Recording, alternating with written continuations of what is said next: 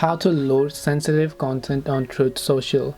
Hey everyone, welcome back to the channel. In this video I will guide you on how you can load sensitive content on Truth Social, so make sure to watch the video till the end.